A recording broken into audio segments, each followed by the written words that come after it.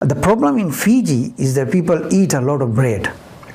A lot of cassava, and a lot of white rice, and a lot of biscuits and snacks. So these are all basically refined carbohydrates. Whereas people have moved away from healthy staple food, healthy carbohydrates such as yam, such as sweet potato, dalo, and breadfruit, chestnut, iwi. So these are things, and bananas, like we have vundi, variety vundi, that is very, very healthy.